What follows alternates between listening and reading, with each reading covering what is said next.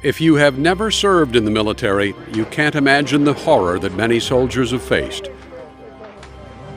whether on the front line or behind the combat. Soldiers fighting for America and their own life while trying to kill anonymous human beings are sometimes left with lifelong injuries, physical, mental, or both. Many who return home are mentally still in combat, some isolating themselves in homelessness and substance abuse. Far too many of our heroes end up doing what they've been trained to do: kill the enemy, even if it is themselves.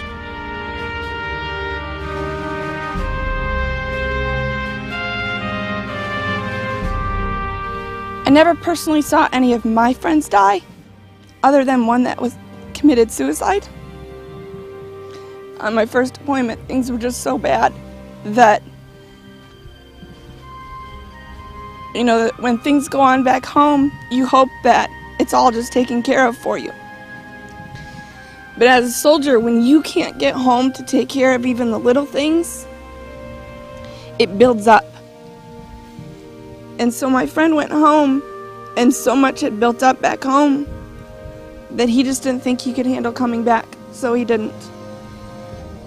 He stayed home and never came back. I saw a guy blow it off from the waist down, and this after IED went off. Iraqi civilian, and just from the waist down, and he was still alive. That's not something people used to seeing every day. We would have nightmares, bad dreams. You wake up in cold sweat. I've seen a doctor for the PTSD, for treatment of it. You wake up cold sweat. You can't get some of the what you're seeing out of your head. Actually, I believe I became an alcoholic while I was in the service. It manifested itself in blackouts, in public intoxication, in fights. It's a progressive disease. It doesn't get better, it gets worse. I didn't know how to deal with life, on life's terms. Somebody told me once, crack don't want some of your money, it wants all of your money. Okay.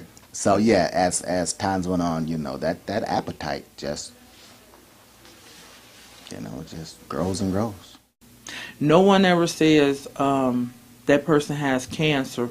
They ought to be ashamed of themselves. But if you tell someone you're an alcoholic or an ex-substance abuser, shame on you.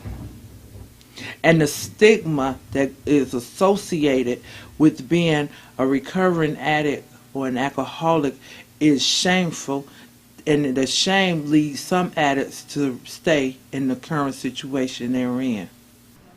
I was doing some work with the township and began to discover more and more veterans that were homeless and coming to the township for help and assistance, and started exploring, what was going around in our community, in our country, and found out that there was just thousands and thousands of veterans on the streets of the United States, and so decided to do our part, and got a group of local veterans together who were interested in helping the homeless, and this is what happened. New Horizons.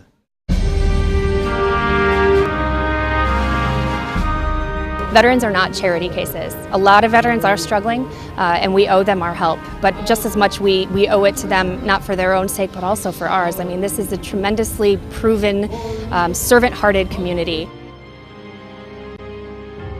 Even those who are struggling, I think that's the right motivation to have, not simply gratitude, not guilt, but knowing that these are tremendous assets to our communities, our veterans, and we need to work because of that. War is expensive. For many veterans, the price has been an arm, a leg, or far worse. Data shows over 1,500 American soldiers have lost an arm or a leg in Iraq and Afghanistan combat.